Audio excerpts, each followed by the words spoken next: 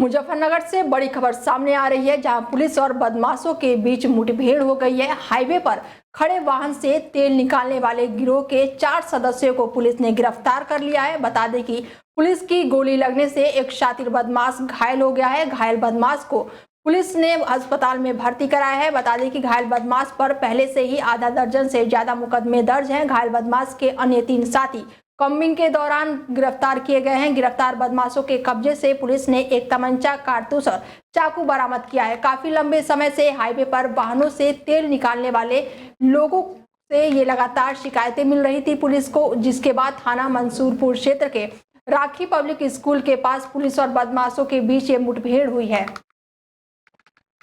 राखी public चौकी क्षेत्र में पुलिस द्वारा चेकिंग की जा रही थी। इसी क्रम में एक अन्य गाड़ियों की चेकिंग भी की जा रही थी। एक ट्रक आ रही थी जिसको रोकने का इशारा किया गया तो वो रुका नहीं, बहुत तेज़ी से भागने लगा।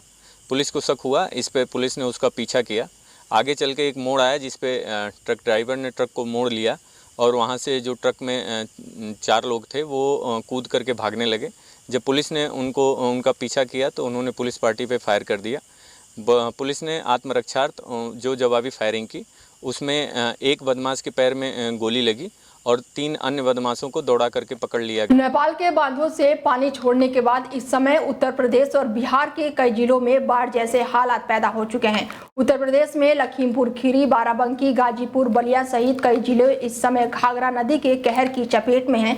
गांव के गांव डूब चुके हैं। लोग अपना घर छोड़कर सुरक्षित स्थानों पर किसी तरह अपनी जिंदगी गुजर बसर करने के लिए जा रहे हैं। तो वहीं लखीमपुर खीरी जिले के प्रभारी मंत्री नितिन अग्रवाल बाढ़ पीड़ितों से मिलने के लिए पहुंचे। मंत्री के आने की खबर लगते ही बाढ़ पीड़ित महिलाओं ने उनकी गाड़ी को घेर लिया और हाथ जोड़कर खड़ी हो गई। महिलाओं ने मंत्री से कहा कि साहब हमारा घर बचा लीजिए। बाढ़, कटान और बचाव की हकीकत जानने के लिए लखीमपुर खीरी के प्रभारी मंत्री नितिन अग्रवाल जिले में पहुंचे। गांव वालों ने प्रभारी मंत्री से कहा कि अफसर गुमराह कर रहे हैं, जहां नदी कटान कर रही है वहां देखें। गांव वालों से घिरे प्रभारी गाड़ी मंत्रियों से उतरकर कटान स्थल पर पहुंचे। गांव वालों के बचाव और साथ ही आश्वासन दिया है कि इस पर गांव वाले पूरी तरह से शांत हुए हैं। काम पहले भी हुए हैं। बाढ़ से रोकने के लिए कई परियोजनाएं यहाँ पे लगी हैं, क्योंकि नदी ने अपना रास्ता बदला है। तो यहाँ पे मेरी बात हुई है, जिले के जिलाधिकारी हैं और बाढ़ के भी अधिकारी हैं। नई परियोजनाएं बनाने के लिए मैंने कहा है कि तुरंत अधिशी नई परियोजना बना के शासन स्तर पर तुरंत भेज दिया जाए, जिससे उन परियोजनाओं को स्वीकृत करा के यहाँ पे और राहत के कार्य शुरू हो सके।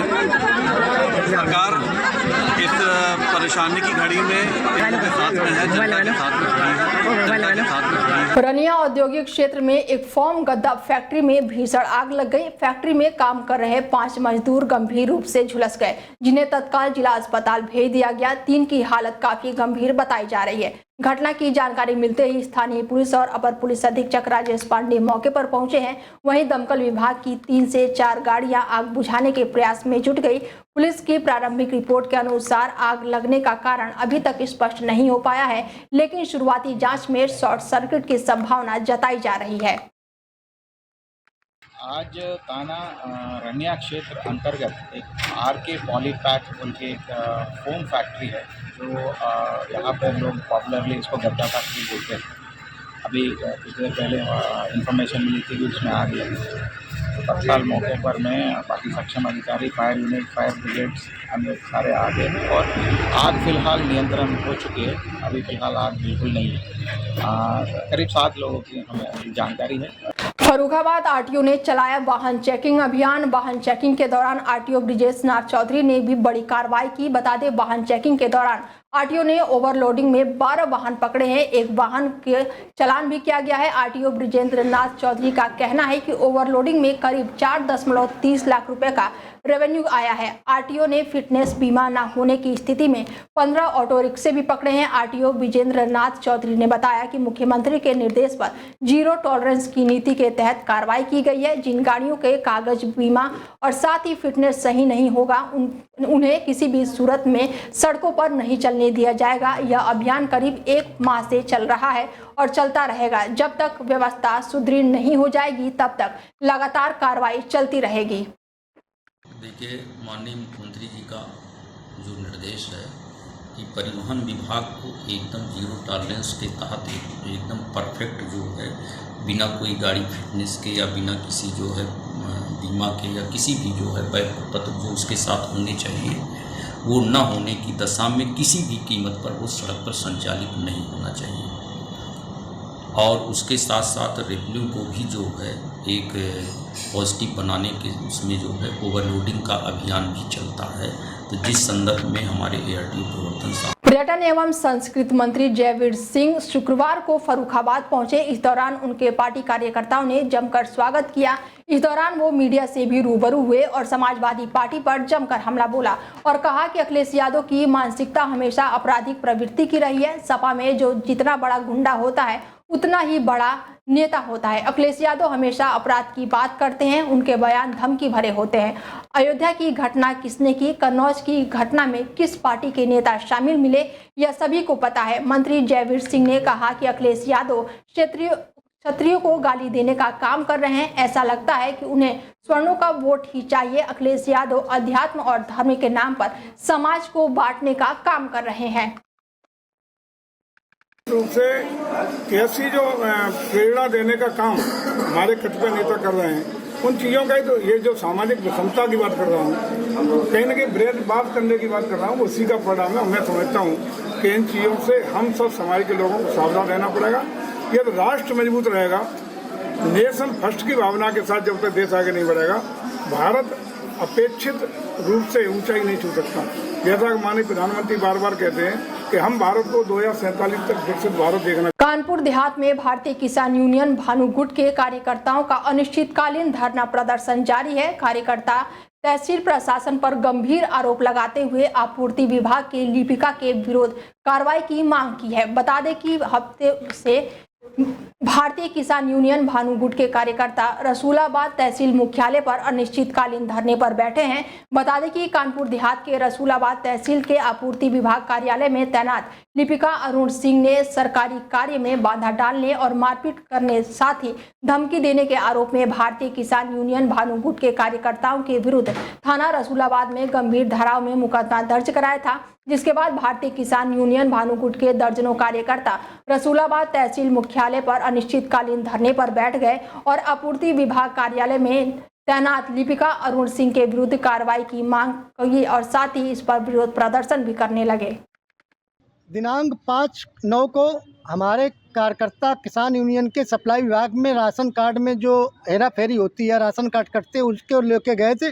वहाँ जो लिपिक बाबू अरुण कुमार है, उसने किसानों को से वार्ता के दौरान कहने लगा कि साले किसान नहीं गुंडे हैं। तो तब किसानों ने कहा कि तुम खुद ही मतलब एक्चुअल वहाँ यहाँ काम दलालों को होते, किसान नहीं। इसी बात पे वहाँ झड़प हो गई तो किसानों के साथ उन्होंने मारपीट कर दी, कुर्सी उठा ली, गाली गलौज किया और किसानों कुर्ते फट गए, बनियान फट गई, जिसको लेकर हम लोग वहाँ धरने बैठ गए। उनके जो सलाहकार थे, उन्होंने सहयोगी, उन्होंने वीडियो बनाया, एडिट करके डाल दिया।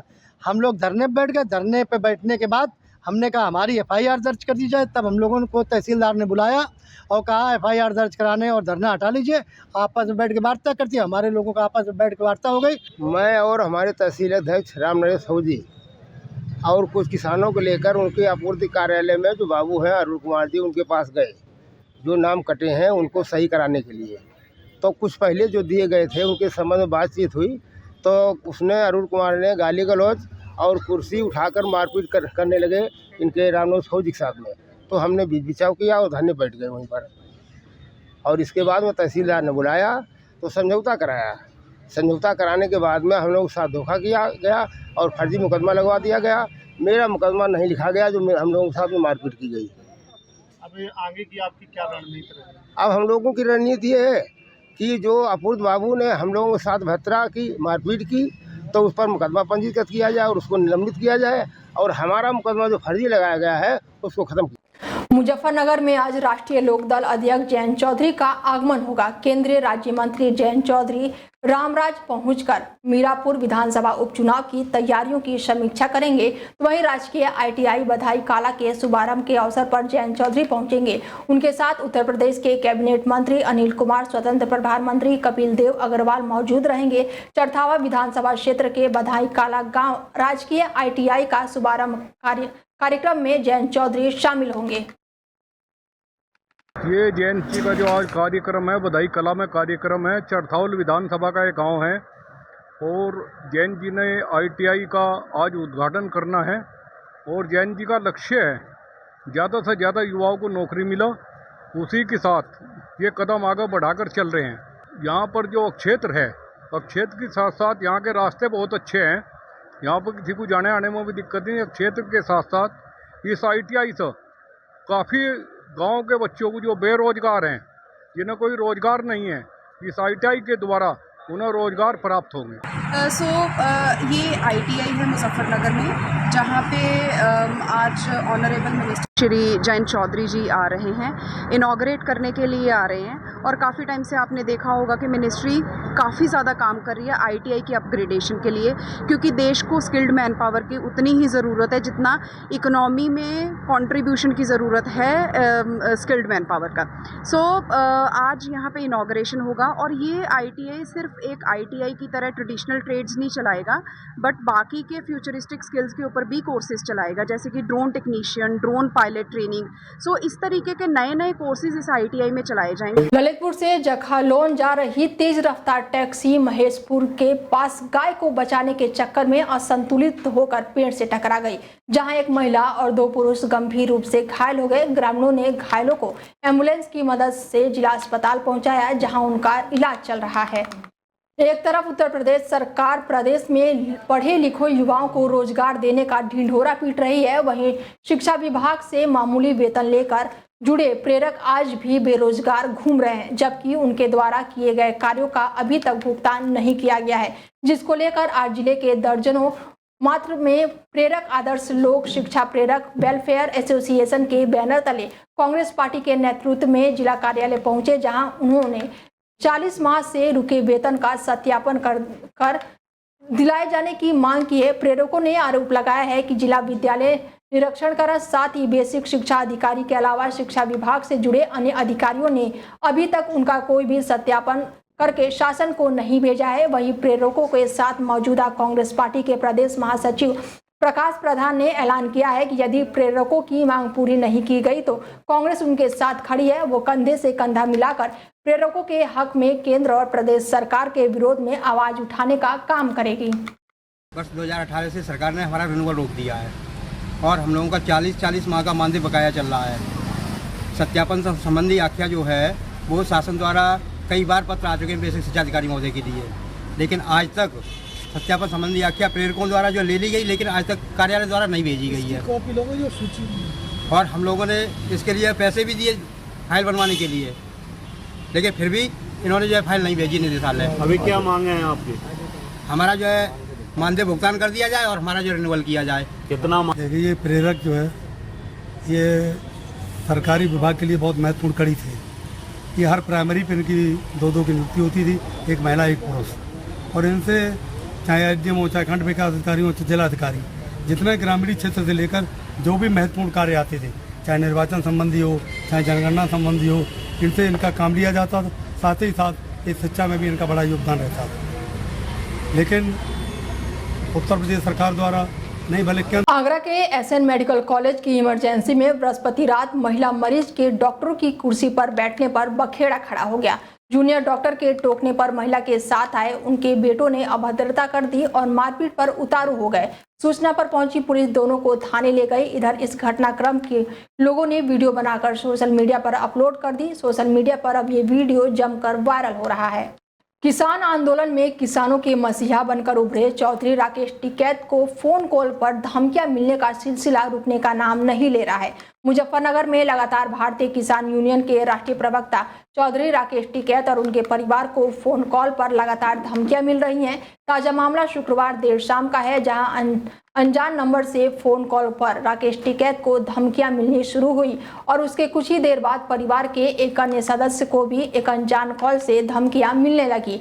अब इस पूरे मामले में राकेश टिकैत ने पुलिस को सूचना देते हुए मीडिया से बात करते हुए बताया कि बहुत से लोग हैं जो इस तर्ज की कार्रवाई कर रहे हैं। ये लोग फोन पर धमकियां देते हैं, कुछ मामले में हम सरकार को अवगत करा देते हैं, कुछ नंबरों पर हमें ध्यान नहीं देते हैं। देखो, इसकी तीसरी कॉल है। ये 2 कॉल तो इसकी रिकॉर्ड नहीं हुई, लेकिन ये एक कॉल ही इसकी रिकॉर्ड की है। तो गाली गलौज का भी इस्तेमाल कर रहा, न्यूसेंस भी कर रहा है, वो सारा इसमें दिखा। और जिस गांव का इसने नाम बताया उस गांव का ये आदमी नहीं है। हमने आज भी इसकी जानकारी वहाँ करवाई, लेकिन उस गांव का आदमी ही नहीं है ये। राजवीर सिंह पंवार इसने अपना नाम बताया, और सुनेड़ा गांव जो बागपत में है उसका बता रहने वाला, लेकिन वहाँ का कोई इस तरह का आदमी है ही नहीं। क्या मानते हैं किस तरह किन लोगों का ये कंडा है, किन लोगों का पड़ेगा? अब जो आदमी चेहरा बिगाड़ने की बात करता है तो हो सकता है वो तेजाब डालने की बात करता हो सकता है वो और केमिकल डालने की बात करता हो, वो चक्कू से कहीं से वार करने की बात करता हो।